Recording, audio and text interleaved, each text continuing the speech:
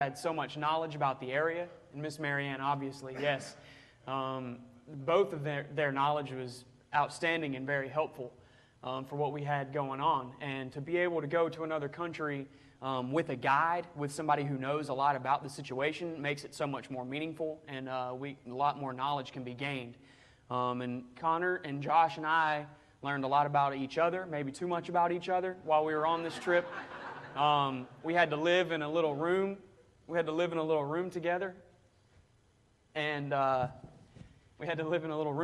so we had a lot of conflict. And we're friends now. I don't know about coming off lads to leaders just now, but by the end of it, we were ready to be done with each other, and tired of seeing one another. But that's just how it is when you live together, especially with people in such close quarters. We're there 24/7 together. There's just I can't say enough about Guyana and the people there and how friendly and happy everyone was, and just the conditions that they come from are just remarkably different. And we'll see. And we learned a lot about our situation here in America by going there. I think travel is a great way to become aware of the world and to become aware of how the rest of everybody lives, and to become aware of what we have and what we take for granted. And I know both of these guys can attest. One of the things that we take for granted is our church family. And that morning when we came and we were about to leave, there was a great turnout of people who weren't going that just came to wish us well and to help us along on our journey. And I know both of you guys probably noticed that and were touched by that. And then people went to eat with us, and the speed at which the money was raised for this trip, and just the outpouring of support since I've been here, for everything and for this trip especially, is just amazing. And we learned a lot, about the church on this trip. And here we are getting ready to go from the building there. You can see here and here everyone is well rested and happy and smiling. And then we can compare that when we get to the end, and you'll see what we look like in the Miami airport coming back. But it was a little bit different. And there's the airport as we're going to leave out. And guys, if you want to say anything at all, please step up and interrupt me and say something, because I know you guys got a lot to say. That is a picture for the end. We'll talk about that later.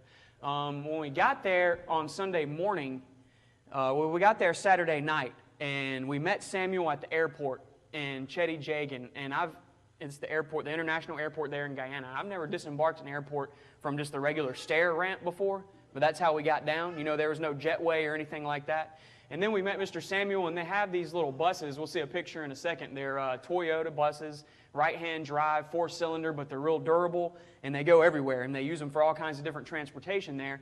But you guys could give some insight on the type of driver that Mr. Samuel was, I think. Connor, could you say a few things about that, maybe? We almost died.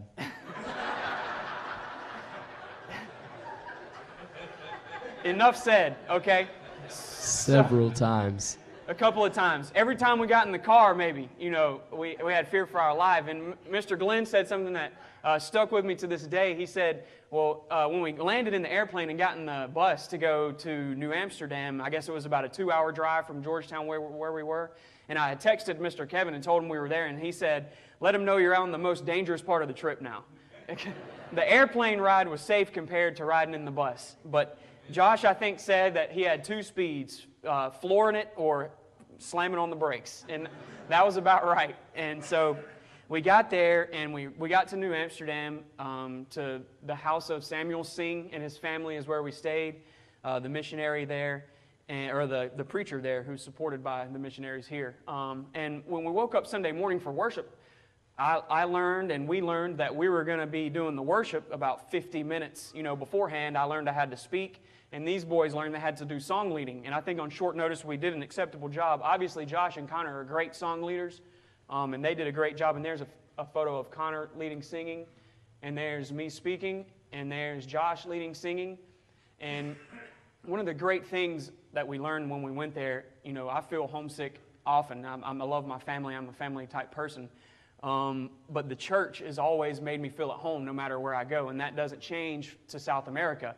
Aside from no air conditioning and a little bit different meeting place, the church is the same. They had worship just like we do. They sing songs, they pray, they had the Lord's Supper, and there was preaching. And so the same exact way the biblical description of worship was carried out there. And so that offers us a feeling of familiarity, I think. And there's our transportation, the Deathmobile, as Connor would say. But no, Mr. Samuel didn't wreck at all, and the conditions in which he was driving, the road conditions, and the other crazy drivers, I'd say he did fantastically well. And that is the building, the temporary building that the church there is meeting in before they move to their permanent building that's being worked on. And so Sunday night we got to go by the construction site, and I want you guys to pay attention and notice closely the state of the building here, and then as we progress you'll see the amazing amount of work. We did some. We did what was asked of us by the folks there, but the workers there, the Guyanese, they were there in the morning when the sun came up until after the sun went down through lunch. 12, 14 hours a day, these guys were out there in the sun working, and it was amazing. And the conditions that they come from and their work ethic really will motivate you to want to work hard and do our best, and we had planned together as a group that we were going to work hard and make you guys proud and represent Christ the right way. And I think we did with what we did there. So I think no one has to be, everyone should be proud about what these boys did. And this is a video, I think.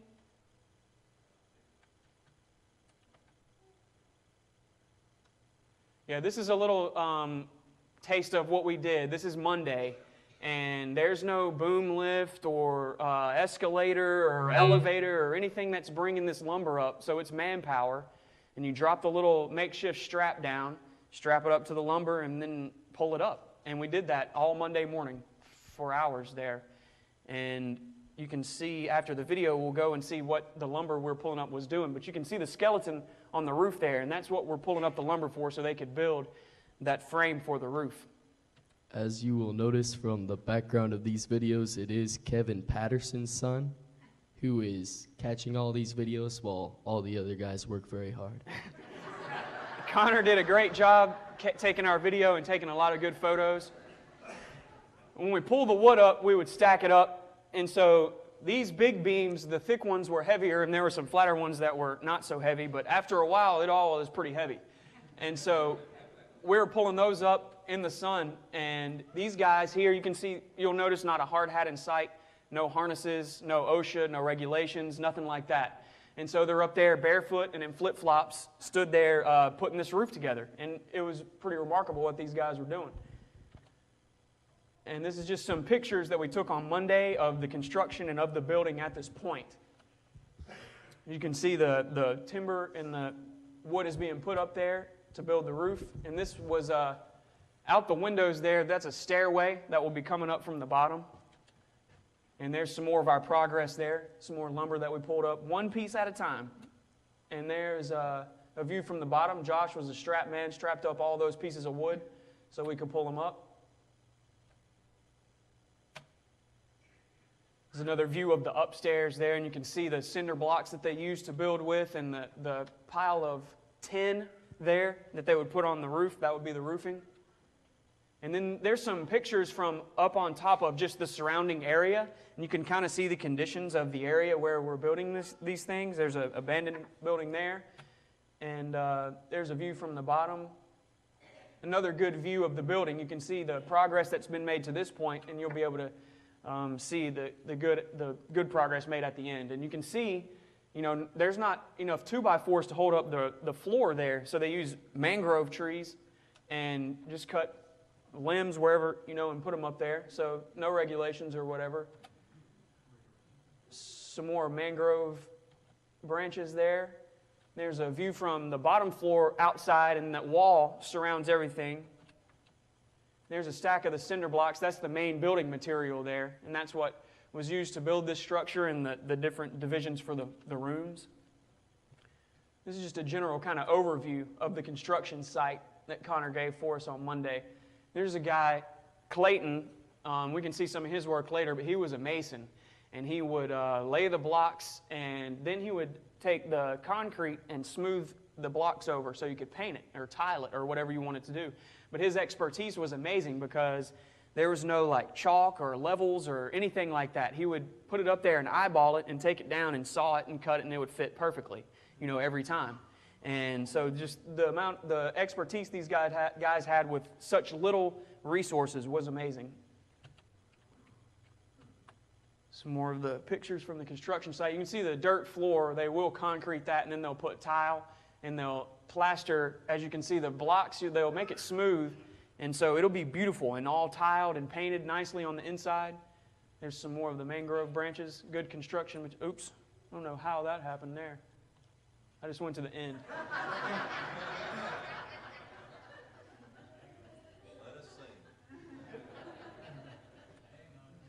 I think I hit the end button on the keyboard.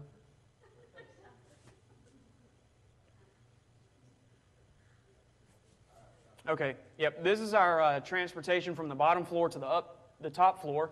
Every time you wanted to go up or down, you had to use this little makeshift ladder. And there's, you can see the arches. They would take a particle board and score it about every inch or so you could bend it into an arch, and then they would make a form and pour concrete in there and make these really nice arches for the windows. You can just see from the stairwell looking up where they'll build the stairs. You can see this board is used as support for the roof, and it's just kind of nailed into another board there. And so there's a lot of stuff that was probably different from construction site here. There's these guys hard at it. You can see Josh looks a little more tired than Connor. Turn that on. That's a pointer. Oh, cool. Once again, I was the one with most of the videos and photos, so. Oh, this is much better. Okay. And this is a view from the outside. I think this area here will be the washroom upstairs. Is that right, Mr. Glenn? This will be the bathroom upstairs. And this is standing in the office, what will be the preacher's office there. And that's the floor of the office. And you'll see later some progress we made on this area. That's the baptistry. That's where several people have been baptized. And we actually were using it kind of to wash our hands off in sometimes, so that we didn't really know what it was, but we learned it was the baptistry.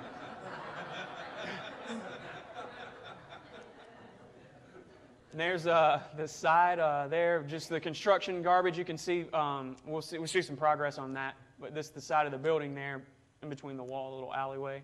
Window, you can see a good view of all the cinder blocks and the building materials there. And I think this is another video. This is how we got the cinder blocks from the bottom up to the top. Lower the strap down. You can see there's many knots, so the strap's been broken and retied a bunch of times.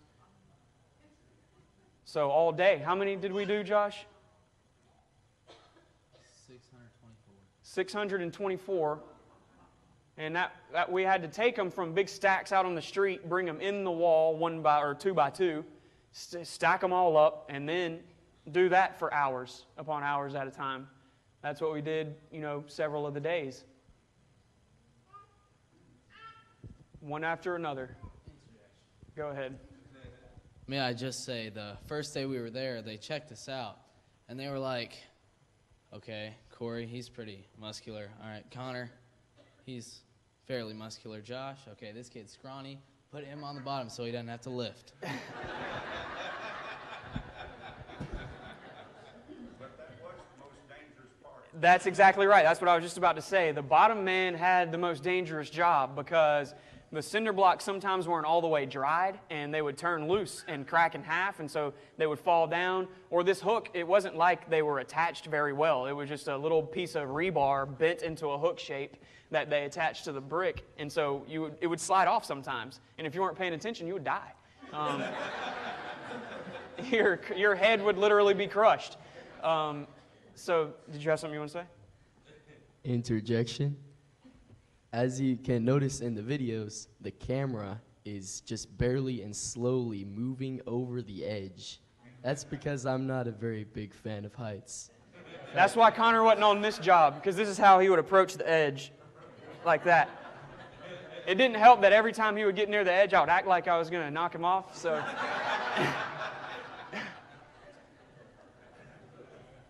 But you can see some of the progress that's being made here on the building.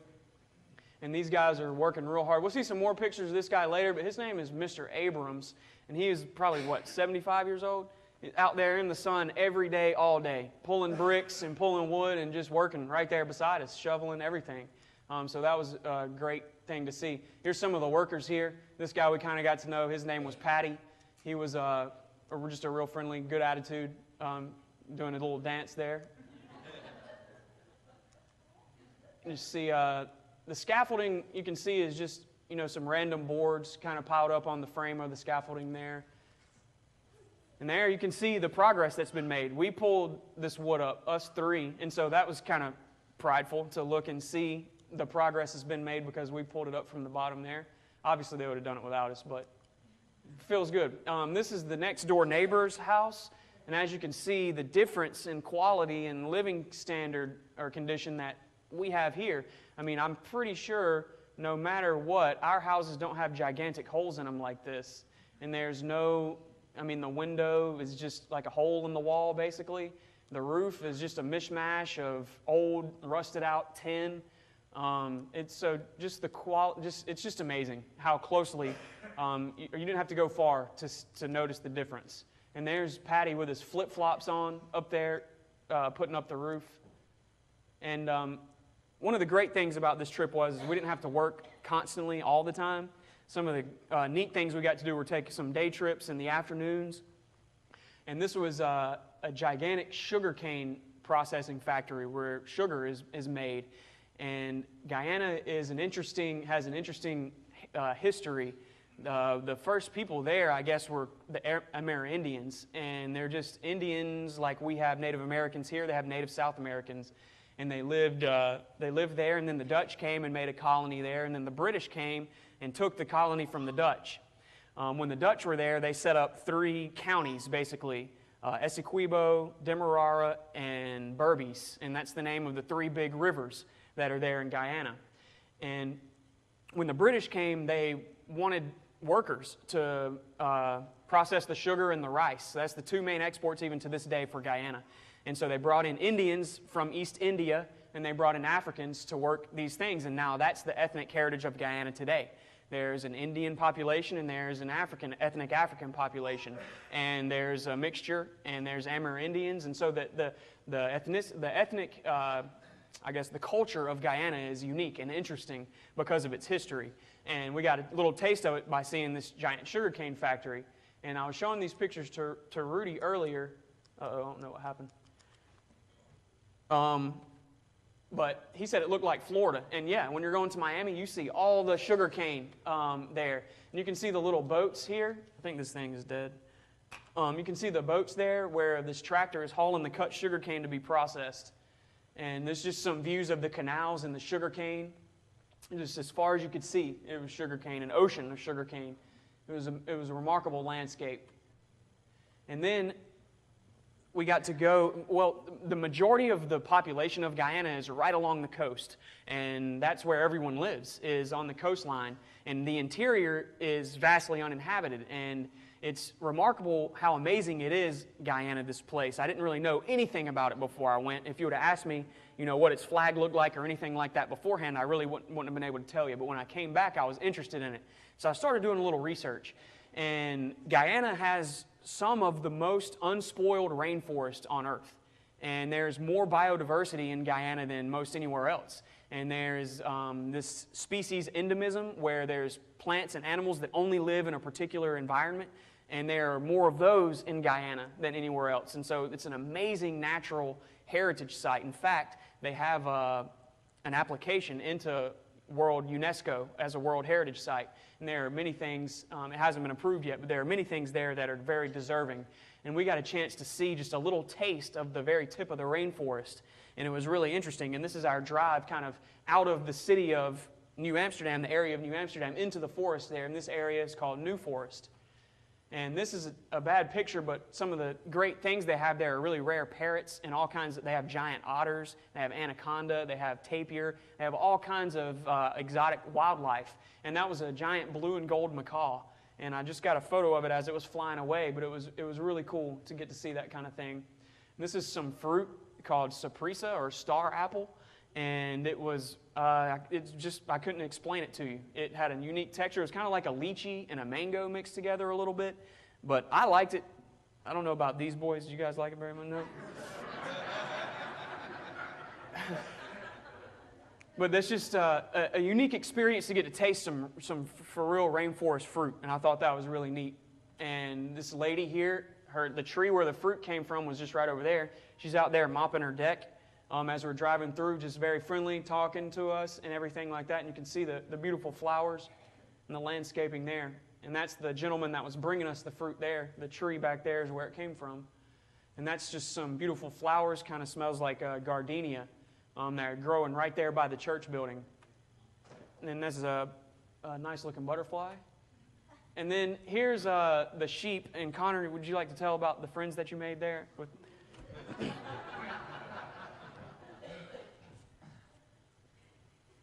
I met a lot of sheep, cows, goats, a lot of wild animal chases, but of all the friends I made, they were animals. Every single one of them. So yeah, we had fun with that, but it was neat because all these animals belonged to someone, and they would turn them out in the morning, and they would go just into the village or the city there, and they would eat from along the side of the roads, and there were cows, and there were sheep, and there were goats, like he was saying. And then at dusk, the animals would just go back to their house. They would go back to where they stayed, and it was really neat. This is Matthew. He is the son of the preacher there in Guyana, and this is a young man that really touched me. He's 23 years old, and he's a fantastic speaker. If we could ever get him up here one day to speak, I know it would be beneficial to everyone. And the things he does with his youth group, I learned a lot from him. And he desired so much that he be acceptable to God and have his youth group be acceptable to God that he took money from his own pocket and went and bought long-sleeve shirt, button-down shirts, and ties for all of his young men so they could be properly dressed for worship. And that really touched me. And so this is one of our good friends. And I think Josh and Connor will both attest to the sons of these, to Samuel. His sons were just so friendly and open and easy to talk to. And now we have good friends. And we've been talking with them on the internet since we've been back. And this is his other son, Jonathan, and he was taking his big examinations, and he likes to take pictures, and he likes to go on youth trips, and so it's really good to see that we're all just humans. These people are the same as us. We might not live in the same spot, and we might not eat the same food or have the same color skin, but, we're all the same. We all desire the same things, especially as Christians. And this is another great treat about traveling is the different types of food, and I would recommend, I know it's difficult when you're younger, you don't want to eat all kinds of different stuff. When you can take the opportunity to taste everything, you really get to understand more about the culture, I believe, when you eat all the food. But this is called roti, and like I said, the history of the area adds to the type of cuisine and the culture that's had there. And so there's an African influence and Indian influence in all the food. And this was some flour that she rolled into these balls. And that's the end product. It kind of looks like a tortilla, but it's like naan. In India, they have naan that they eat everything with, and this is kind of the same concept. And so she would roll the balls out flat, and then she would fry it here, and then she would clap it in between the towel to get that fluffy kind of consistency and texture. And this is curried chicken and potatoes. And this is white squash with tomato and onion and some other herbs and spices. And this is pumpkin, curried pumpkin. It's like a really sweet kind of puree of pumpkin kind of flavor. And that's all of it together. So you would just, and then rice came with everything. And so you just take the bread and eat it with your hands like that. It's delicious. And this lady, Miss Singh, she fixed morning, noon, and night meals for us every day. And it was fantastic. She took a lot of her time and energy to keep us fed and keep us happy because we were working hard, working the calories off. And here's one of the days. What day was this? Probably Wednesday? Wednesday? And you'd think that it was Wednesday, yeah. That you can see the little form here because this is the foundation. It's concrete here and here. And then there's a form, and it looks really small. And we thought, this would be easy. We'll just do this and knock this out real quick. And actually the wood is like this big, and it's stuck down into the mud, and it's very difficult to take apart. And so we spent hours just trying to remove these boards from this foundation. And so this was a hard day's work with the pry bar there and the hammer and the pick. As you can see, we're struggling mightily trying to get it out. We're trying all kinds of stuff. We're banging and digging and pulling, and man, it's just, we're not making much progress.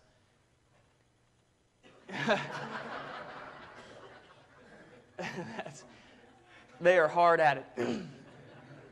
There's Mr. Abrams again. He was a great worker for us. And this was the area I showed you before with all the construction trash and everything.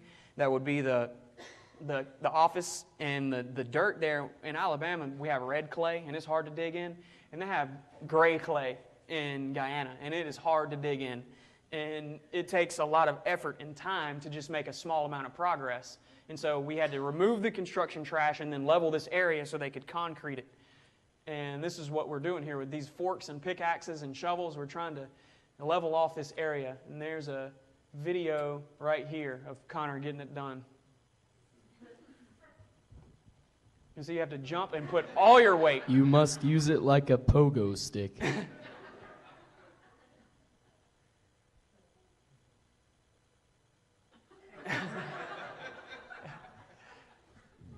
And that was just slow going. You know, that's how it was. It was difficult.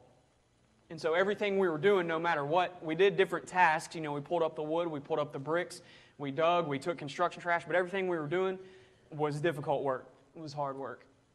There's Mr. Abrams again, great guy there. And now you can see it starting to come together a little bit. Where it's cinder block on this side, you can see how he takes the concrete and smooths it and makes it really nice and pretty on the outside. And you can see the roof is coming together. You can see this area. See, it used to look like that on both sides with just the wood and then the roof. And you can see where Clifton has come, and all those angles and all those places where the brick is cut, he just eyeballed that and cut it with a masonry saw. And so pretty remarkable. And you can see they capped up the edges, and they got it all sawed down to size, and the roof is coming along. And there's Mr. Glenn. I should have gotten more pictures of him because he did pull some bricks and he did work. But we just kind of neglected to put him in this presentation. And you can see the roof is coming together really nicely. It's looking like it's just about ready for the tin to go on the top. And this piles here are piles that we made, the blocks there, when we were pulling them up.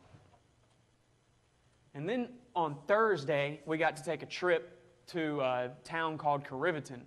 And it's about an hour or so away. And we also got to go to the place called Number 63 Beach, where the Berbice River goes out into the Atlantic Ocean, and it's a really nice area.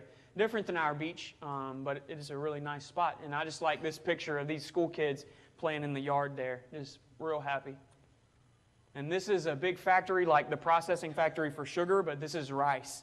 And so the two main exports, like I said before, are still sugar and rice. And there's these big plants all along the coast there.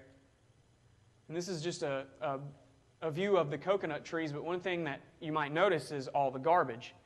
And that's one thing that we take for granted. You know, we put our garbage out on the street and it goes away and we don't really think about it that much. But what if there's no infrastructure to remove it? What if there's no taxes to be taken up to pay a garbage man to come and take your trash away? And then it kind of just piles up everywhere and it's thrown all over the place. And that's one of the things that you will notice in some of these photos, or if you ever go to Guyana, that there's garbage everywhere. And that's because people aren't picking it up. And I take that for granted. You know, I just put my garbage on the street and it's gone and I don't think about it. But what would you do with it if no one came to get it? It would just pile up at your house, or you'd throw it on the ground. You know, that'd be about it. There's a huge truck and they're just lined up full of rice. And this is an example of some of the houses along the road there, and this is pretty typical. Maybe a nicer even, upper middle class area, a house there. There's another example. Some of the locals there on the street. And this is the beach. I don't know if you can tell, but the water is just brown. And it looks dirty, but it's just silt. Where the river goes into the ocean, it stirs up a lot of silt. And it was very, very warm and very salty. It was really neat, though, very nice. There's just a picture of the beach there. And this is an example of an Amerindian home. And this is typical of many Guyanese. And you can notice there's no electricity, there's no running water. It's basically a shack on stilts. And I don't know if you can tell, but there's 1, 2, 3, 4 just in that picture that live in that house. And so compare that to even some of the poorer conditions that we experience here. It doesn't even compare, really. It's mind-blowing what the people deal with. And not only that, but to find water or to get clean water, this lady might walk for miles just to bring water back for her family to use to cook with and to clean themselves. So it's just very eye-opening experience. It's an example of some of the canals there in Guyana. There are a lot of canals. And this is a church building. Michael Hooper, is that the guy's name? Is one of the preachers there in Caribbean. One of the things that I thought was really neat about Guyana is there are many, many preachers of the Word all around, close to one another. In many of the communities, there are preachers. Somebody's preaching about the gospel, and that's an amazing thing. There's the interior of the church, the little pews there. And there's across the street another example of some conditions that we, how we can't even understand what it would be like to live in such a place. This is one of the days we got to go and look at that open-air market. Everywhere I've traveled, I've really enjoyed going to experience the open-air markets because you can really learn a lot about the culture and the people from the market. And this is the fish part of the market. All kinds of different fish and shrimp and different things there. Some fish, some little shrimp. I don't know what she was doing, but she was cutting them with those scissors and piling them onto the area there. So I thought that was pretty neat. And here's some nets that they were using off the pier there. And this is the Berbice River, a gigantic river. And there's some of the vessels used to go out onto the river to make money for some of these fishermen. There's a guy with a hand line fishing off the side of the pier there with his Prada shirt on. But that's Chinese Prada. That's not Italian Prada.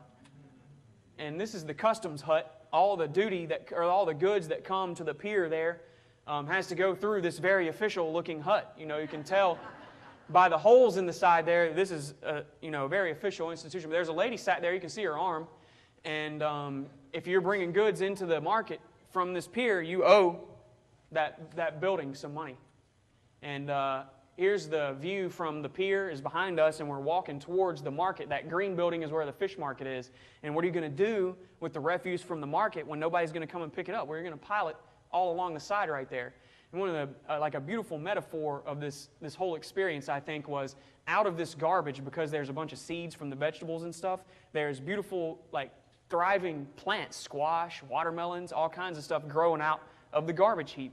And so, I liked that. I thought that was pretty neat. And there's the gate to the market there, New Amsterdam, the area where we were. And now this little fella here was just as happy as he could be. There was a little hut where his family was selling some kind of different goods there across. Most of the time he was naked, but this day I got him with some pants on. And I don't even know what that is. It's like some kind of piece of trash or something. And he had no shoes, no clothes most of the time, and it was happy as he could be. You couldn't tell. I don't know if you can see the smile on his face, but I don't think I ever heard him complain about not having his iPad, or about not having his Xbox, or not having air conditioning, or not having proper clothing. Just smiling and running around and loving life, and it taught me a lot. And now you can start to see how it came together. The roof is on, and this is just in the 5 days we were there. And the bottom is all plastered in. The roof is just about looking finished. They're breaking the forms off of the arches there. Another view of the bottom. There they're putting the tin on the roof, and you can see that guy's barefoot, and they're hauling up these big, long, sharp pieces of tin to put them on the roof. And there they are, closing it off. I don't know if you can see here. This is the houses right near the church building. This is the alleyway, just full of trash. Because what are you going to do? No one's coming to take it away. You just throw it out the window there into the alleyway. That's a broom. That's what was used to sweep the construction site. And there's some of the boys that were young men that attended the congregation there, and they're playing soccer in the churchyard with a block of wood, just as happy as they could be, playing soccer with a block of wood. And then you can see it. Let me go back. You can see in this photo, this kid here had noticed a bottle, and that would be much better than a block of wood to play soccer with. And so he has run out to get the bottle. And you can see in that photo, they got the bottle there, and they're playing with it. This is another example of a living condition of someone, and, you know, we just can't even imagine. And it's just remarkable how little that we actually do need to survive and sustain. And what we think we need and what we actually need are vastly different. This is across the canal going on up to that house. And now this is on the last day. And you can see both sides are plastered up. It's all blocked up to the roof. The roof is just about done. It's just remarkable the amount of progress they made. The whole roof there.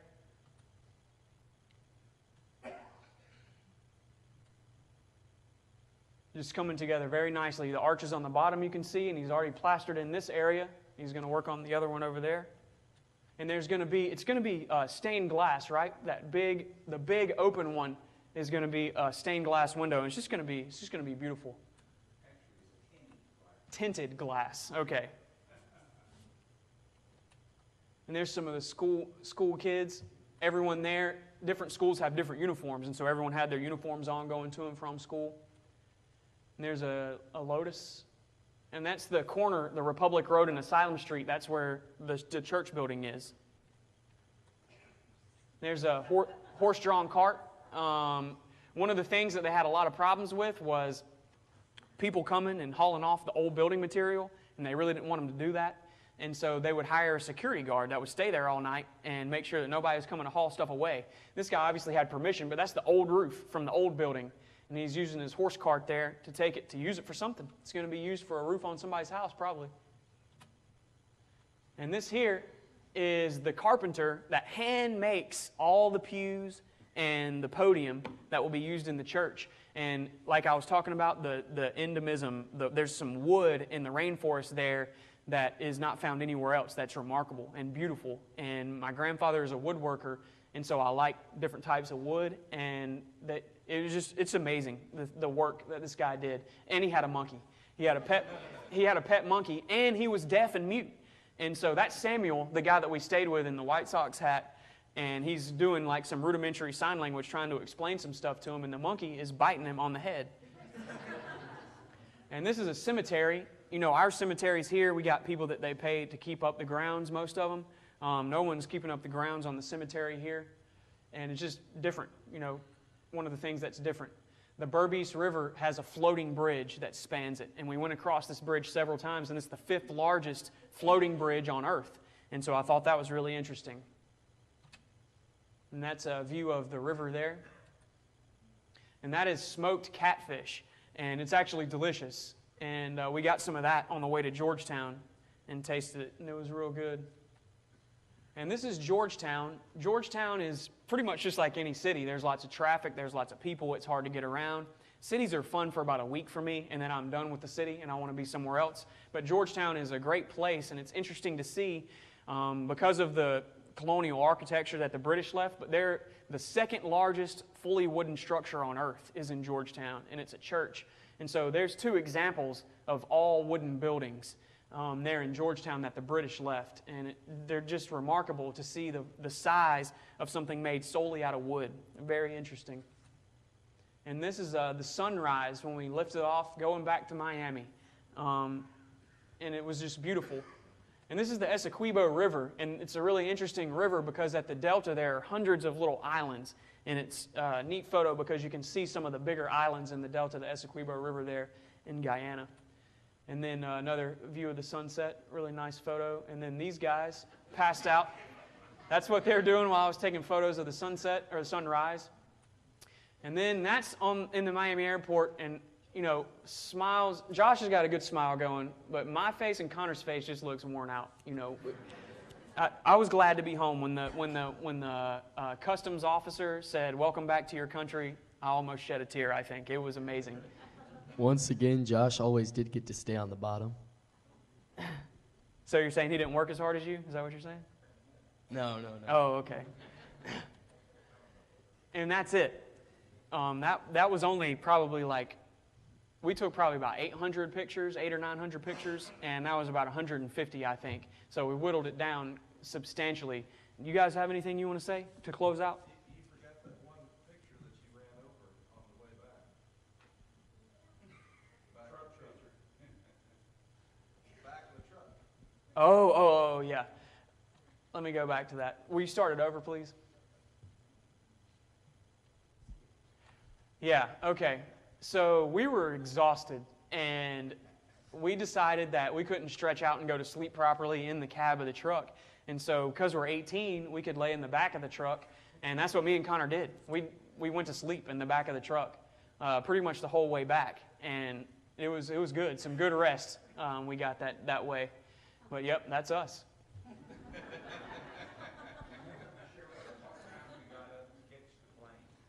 What time we got up to catch the plane? What was it? 3:30? 4:30? 3:30 a.m. we got up to catch the plane. Let me just tell a little story about this. We're downstairs and we're all in the car, and Mr. Glenn's like, "Where's Connor and Josh?" I said, "I don't know." So I went up to their room, and Connor had just come from the shower, and his towel is there, and his hair is wet, and stuff is everywhere. And I mean, we're ready to go. And we finally got everybody ready, got to the airport. And because of slow security and a late start, we just about missed the flight. We were about 5 minutes away probably from missing the flight. And so luckily that didn't happen. But yeah, that was one of the contentious arguments that we had, you know. It was just one of the final ones that we had. You got something? Before I got on the plane, the lady had to check my bag. It's a random search, but she checked my carry-on, and I had 4 combs. And so she sits here and she's like, what? She pulls it out and there's a comb. She's like, oh, okay. So she puts it back in. She reaches back, she feels something else. And she's like, oh, okay, it's another comb. She reaches in and she finds all 4 of my combs. And I'm sitting here like, come on now. Try not to miss my plane. Because they're calling out our names. They're like, Josh Fowler, Connor Patterson, Corey Berry, please report to so-and-so 489A or whatever the flight was. They were getting ready to leave us. By that time, Josh was already about 5 minutes ahead of me when he was getting stopped for that whole security check. I walked through just a smile on my face, this happy get-up person, and they just, go on. Josh is still 5 minutes behind me on the plane. Yep, that's true. And these guys did a fantastic job. And so every bit of support that you guys gave, you should know that it was spent well. And it was well worth it. And, I fell in love with this place, and I think these boys did too. And hopefully we can have a long-standing relationship with Samuel and Anil and all the area there in New Amsterdam, Berbice, and Guyana, and be able to go back and help more in the future and help bring the gospel to more people there and help maybe with a VBS or whatever they want us to do in the future. We'll be glad to do. I need to say one more thing before he closes off with the invitation. I was a good boy when I went down there, in that I listened to everyone when they said to not drink the water. I didn't drink the water, but no one told me about the fresh fruits and vegetables. And so I believe both Corey and Josh would attest for me that on the trip, the food was not very nice to me. And they didn't appreciate it either. Well, let's just say we had to get Connor some Imodium emergency style. Because there's just not a place you can just pull over and go to the bathroom at any time. And so the driver, Samuel, he was like, we got to do something to stop this guy up because we can't be going back and forth, to the bathroom every 10 minutes on our trip to Georgetown. And so that happened, and it helped, and everything was good. In conclusion, I want everyone to open their Bibles up to Matthew chapter 19, verses 16 through 26. Matthew 19, 16 through 26. And this is a well-known story. This is the rich young ruler. And I think it's interesting. It proves what an impact it had on the apostles because it's included in 3 of the Gospels. The story is in Matthew, Mark, and Luke. And it's a great story, and it goes right along with some of the thoughts that I had about this trip that we had. So let's read here, Matthew 19, 16 through 26.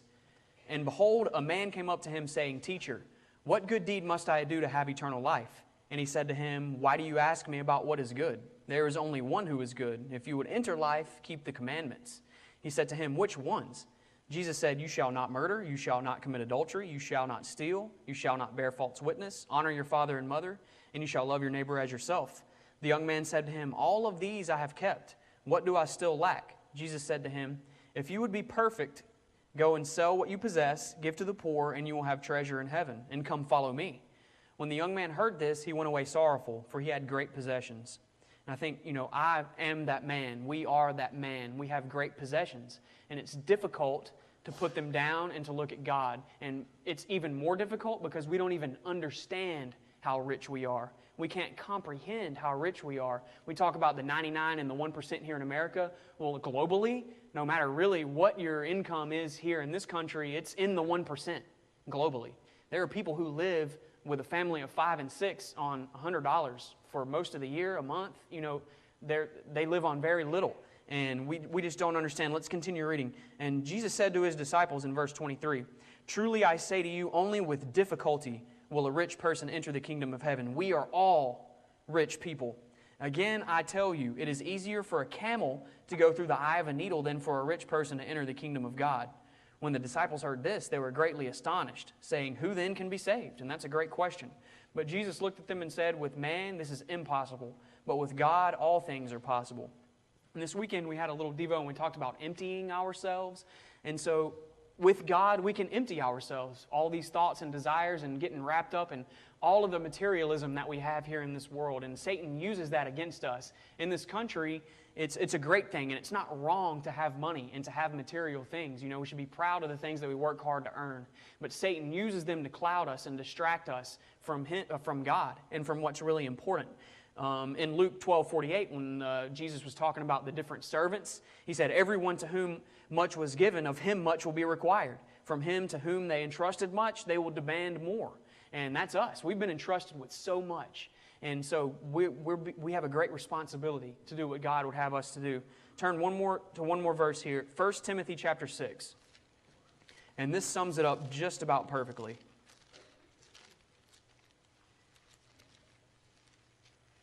1 Timothy 6, 6 through 10. It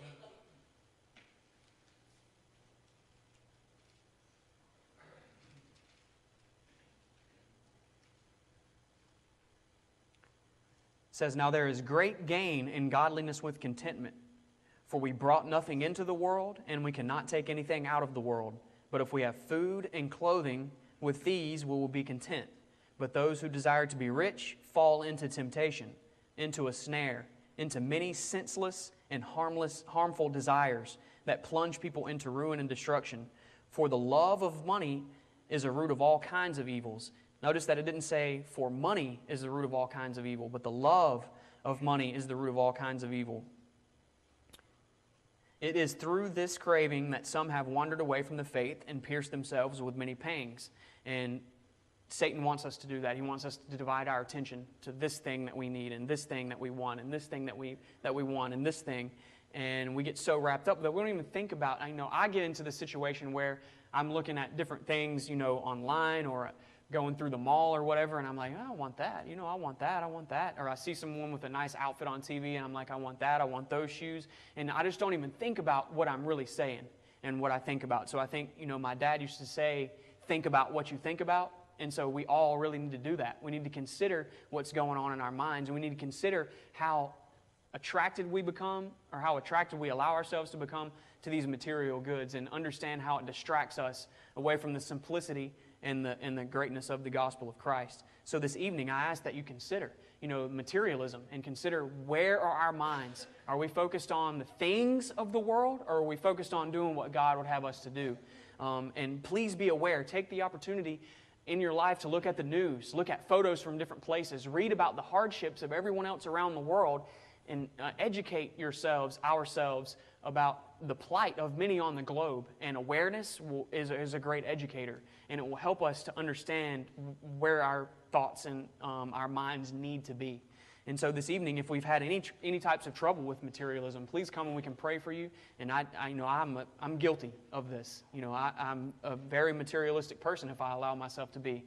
And that's something that I think we all could say that we could do a little bit better on. And also, if we want to be able to achieve the impossible, like Jesus said, with man, this thing is impossible to go through the eye of a needle as a camel. But with Jesus, this is impossible. He was using that figuratively, obviously. But we have access to impossible things only through this blessing of the church, only through being baptized into the church, His body. And then we can have these spiritual blessings. So this evening, if you need prayers or need to be baptized, please come as we stand and sing.